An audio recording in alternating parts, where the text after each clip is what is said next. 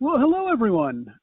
Good morning, good evening, good afternoon, whichever applies. Obviously, it would be good afternoon for Bill being in Indiana, and good morning to those of us in California, and who knows what time it is in other parts of the world. So I'm sure someone knows. So today my talk is Balance, Day 24, Constant Adjustment, just as Derek just read. And the subtitle of Constant Adjustment is, when I knew I was going to talk about balance, before I had actually reread this chapter again to prepare to talk about it, because I had just read the title before. And I've talked about balance before. And but as I actually read Derek's material in the book, which of course I always do, sometimes several times, to sort of get what I'm going to say straight in my own mind, the points just that I wasn't really thinking about in terms of the subject of balance came to the foreground. And I'll do my best to explain it the way Derek explains it in the chapter, The Tao of Joy Every Day. And, what a great tool that book is, because it's scheduled. You can schedule it any way you want, but there it is. Every chapter is a little something of the Tao to be used over the course of your life. And it's a wonderful way to put Tao cultivation literally on your schedule. I think that's one of the great things about this book. Okay, so I'm going to jump into the presentation here. Okay, so I'm going to take a page from our friend Derek, who often uses movie analogies to convey points, and I'm going to try to do the same. Probably not as well as he does it, but I'll give it my best shot. So this, of course, is a scene from The Karate Kid, which is a great movie. Now, here's the thing about movies. On some level, right, I could say, this was a real cheesy movie about teenage angst and a poor kid falling in love with a rich kid from the valley. And, you could see it on that level, especially when you go back and watch it, because it was made in the early 80s. And I think about how much I've changed. I mean, first of all, I was talking about teenage angst. I think I was a preteen when this came out. So, but I think the reason why the story sticks with me and resonates with me and always resonated with me is really because of the way it depicts the cultivation of the relationship between Mr. Miyagi and Danielson, the characters in the movie played by Ralph Macchio and Pat Morita. And I think there's so many things I think about in this movie that sort of touch Tao points in a way, like, for example, when he's teaching him how to prune bonsai trees, and he instructs him to, close his eyes and picture the tree how he wants it, and then make what you've pictured. And Danielson says something like, how I know if it's right? And he goes, if it comes from inside you, it's right. And I think about that often. But also, too, the other thing that I think about, and I think I've mentioned this before in a presentation, I think maybe the one on the balance of energies between yin and yang, but I think of the lesson on balance that he gives Danielson, and here's a picture of it. He's trying to teach him balance in the context of martial arts, and so he has him stand on this rowboat, and he's practicing his various defensive and offensive karate moves, right? But it's such a wonderful analogy to the points that Derek makes in chapter 24 of The Tao of Joy Every Day, because if you think of life as this sort of large body of water that they're on, and you can kind of see the ripples in the water, and there's Danielson up there trying to be balanced, but the point is that water changes constantly. So to maintain balance on the edge of a boat like this, your body has to make constant adjustment to keep balance. Otherwise, you'll end up falling in the water or falling in the boat, one of the two, right? You won't be able to maintain the balance on the edge of that boat. And so this macro example, in a physical sense, this example is a physical example, but it can apply to everything in a way. And of course, later on in the movie, when Pat Morita gives Danielson the car, he talks about, do you remember the lesson on balance? And he talks about, balance isn't just about karate, it's about your entire life and every aspect of your life. And that's such great wisdom. So that movie analogy really, the Karate Kid movie analogy on the lesson of balance really sort of fits today's talk pretty well, I hope. Okay, so I want to start off by talking about two obstacles to balance. And here's the first one. So not perceiving changing conditions. And as I often have said, if you don't know what's going on, how can you really address it? Well, you can't. So much about the Tao is about self-awareness and awareness in general, both your own self and also to the environment around you. If you can cultivate that awareness that the teachings abdicate or recommend, then you're on your way to being able to do the thing you need to do, which is, adapt to the constantly changing conditions. So if you don't perceive it, that can be an obstacle to your own balance. So if you find yourself out of balance from time to time, and I'm going to go on a limb here and say we probably all do, it's good to ask yourself that question. Are there changes going on that I'm not perceiving? A little turning inward to ask yourself that question honestly might go a long way to shedding light and what we need to work on. And of course, then the other thing that can get in the way of balance is sometimes you perceive the change, but you just don't react fast enough. And I think, being able to react fast enough is something that comes, I think, with time and experience. And, I think of Bill and Ed. They have so much time and experience with martial arts that they, can react with the right thing to do at the right time because of practice. Years, 30 years of practice each, right? So 6 years total probably of practice each with them. And I think that's really, experience is what allows us to react fast enough with the right thing to do at the right time. But the two obstacles to balance, of course, as outlined by Derek, and I think is very true, is not perceiving the changing conditions or not reacting fast enough to them when they are perceived. All right.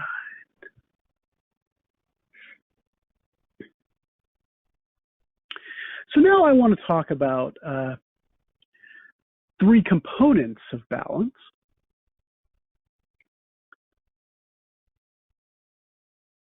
And the first one is, of course, awareness of the changing environment. And, awareness is such a big part of the Tao teachings. When we talked about Wu Wei and that unattached action, we talked about how awareness is the key because, right action at the right time can't be done unless you're aware. And it's the same thing with balance. Balance can't be achieved unless you're aware of the changing environment. So awareness, as always, is the foremost thing that we all have to work to cultivate. All right, so point two. So willingness to be flexible. So, before you can sort of act fastly enough to maintain the balance in a changing environment, you have to have the flexibility to be able to do it. And that's something you can cultivate as well. But the willingness to be flexible is the first step, all right? When we talk about things, bad things like cognitive dissonance, for example, that's inflexibility.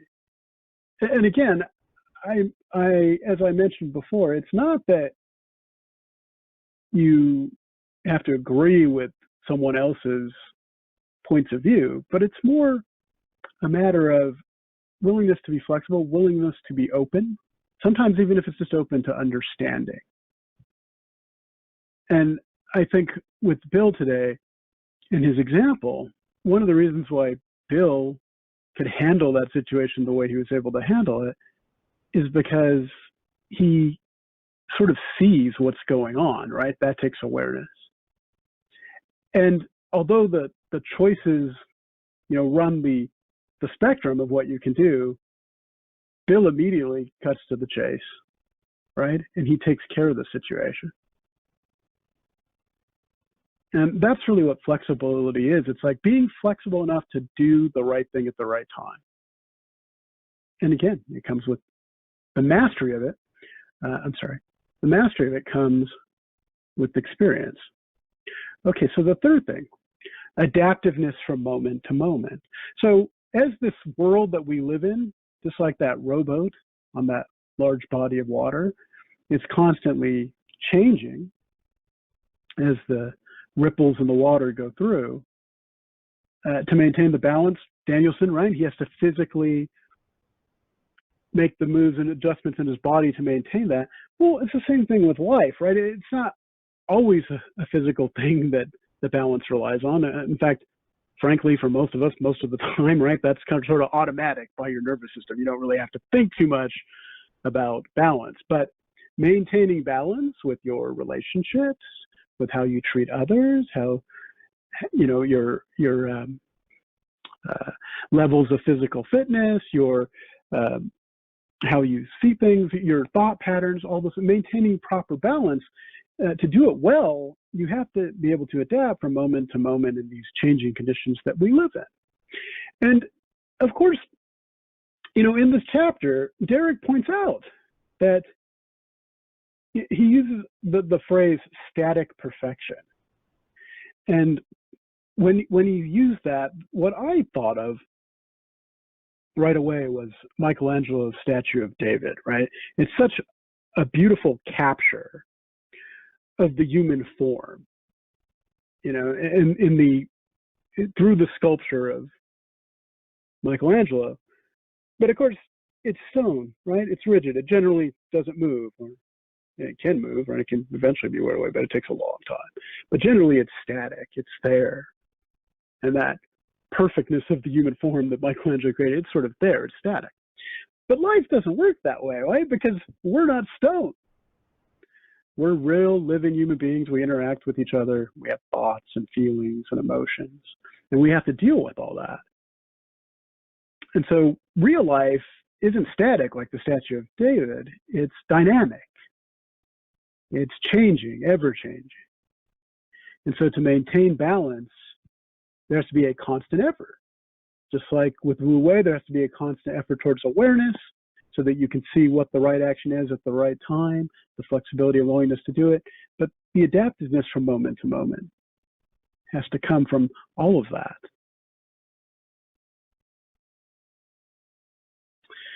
So balance through flexibility. So on the one hand, I have dynamic, and on the other side, we have static. And the center path to balance really is constant adjustment as needed.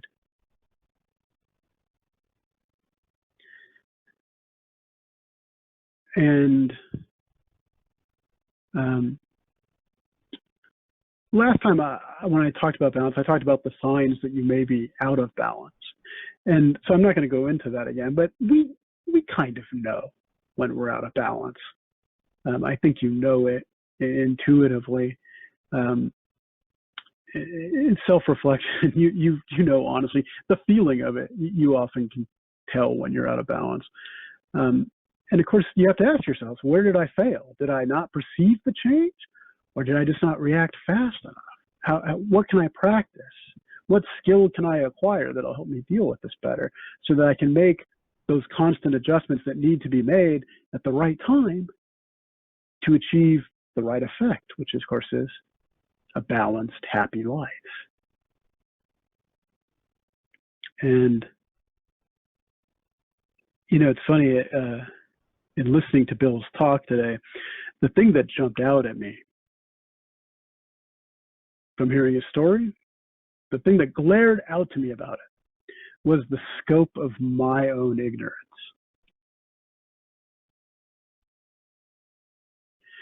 and the need for balance, awareness, and flexibility.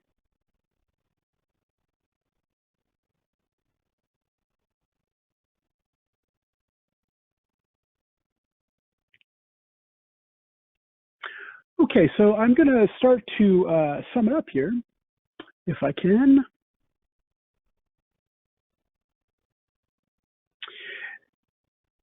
Change is constant. Think of Danielson from the movie The Karate Kid. To learn balance on a rowboat, he had to constantly adapt to the nature of the changing water. This lesson is not just for martial arts, but as Mr. Miyagi points out later in the movie, the lesson on balance must be applied to every aspect of life. And that's so true. Balance, it's not just about when you're out doing your business or doing your career, or just only at your home life that you have to have it balanced, or just when you're out, at the supermarket where you have to be balanced. No, the lesson of balance and maintaining balance has to be always. It's just like Wu Wei, right? The ability to take the right action at the right time, the awareness you have to cultivate to be able to do that, all of that comes into it. It's something it's not like I wake up going, this week I'm going to practice balance on Tuesday and Thursday, and Monday and Wednesday and Friday I'll practice something else. No, it's to acquire the experience and the ability to do it all the time, you have to practice at it all the time.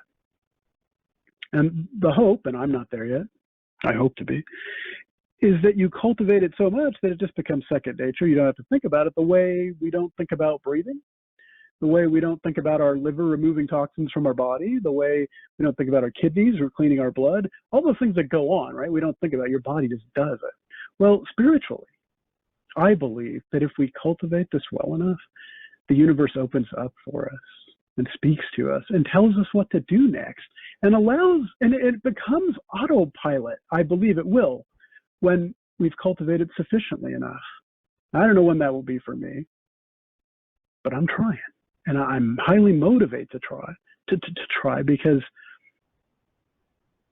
balance and happiness are good things. I may not know how to do it all the time, but when the times when I've been able to do it, boy, it is a good feeling. It's a good thing. It's good to live an energized, happy life. I want to do it all the time. I'm not there yet, but more and more I feel like I can be. And of course, and I think that's true for all of us, we all can be.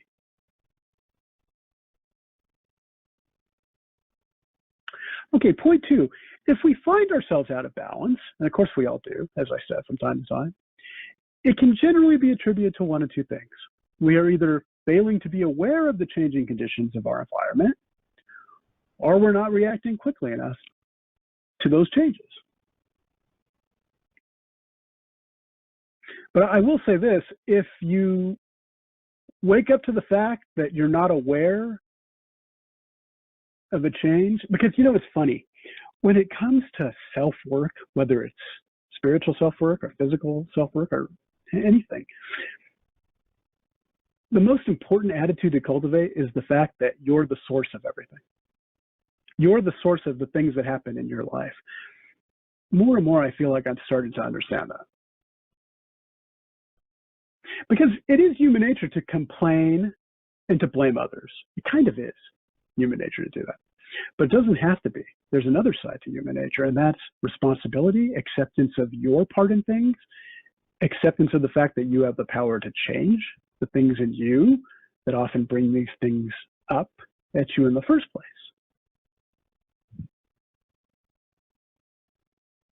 I'm not going to go into it, but Derek once talked about a family very skilled in the Tao, and the patriarch of that family. His short description of it was, we're all bad guys. And I often think of that message that Derek shared and what that means. I guess in the Christian context, it would be maybe explained as judge not lest you be judged. But basically, it's look at yourself, look inward. That's the only thing you can change anyways, really. So change that. And then a shocking thing happens. all of a sudden the world changes. And it's not all of a sudden, but sometimes it feels that way. But fix something in yourself, it'll ripple out.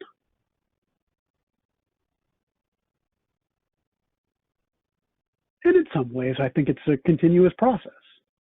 Just like balance is a continuous process, right? Because things change. So you have to change with the changes. Okay. Point 3. By cultivating awareness, flexibility, and adaptiveness to the ever-changing environment, we can maintain the balance we all want in each and every moment of our lives. We all want to be balanced. No one wants to be unbalanced. No one wants to come home and be too sad or too angry or too whatever, insert whatever negative human experience you want here, right? And by the way, at the same time, too happy, too energetic, right? That's called mania, right? Manic. You don't want that either. And we want balance, right? That sort of calm, centered, do the right thing in just the right amount at just the right time. That's what we want. And it takes work in every moment to do it until, I guess, you get so good at it that it doesn't take work. But I can't speak much on that. I'm not there yet. I hope to be, but in all honesty, I'm not there yet. And I'm reminded of the scope of my own ignorance and failure all the time. But that's a good thing too, because that's being aware. And that's step 1, really. What do I need to work on? Let's get it done. That's how the attitude I like to approach life with. Not just spiritually, but also for everything. Even mundane stuff. Boy, the lawn's dying over there. The whole lawn's out of balance. What do I need to do? Do I need to mow it? Do I need to water it? What do I need to put some fertilizer on it? What do I got to do? What do I got to do to restore balance to this garden? Well, life's a garden too in a lot of ways. Okay, so people tend to fear change, but change is constant. So we have to let go of our fears and accept the dynamic reality. Change happens whether we want it to or not. So the way I look at it, might as well accept it.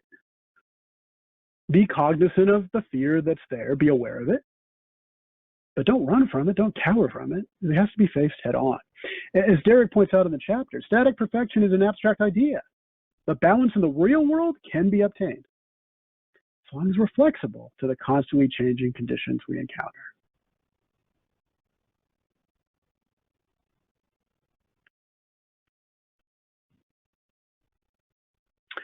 Okay, so that's it.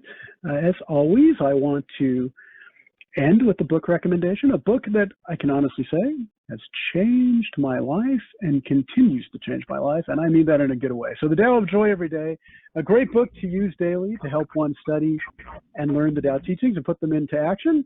Thank you all so much for taking the time to listen to what I had to say today.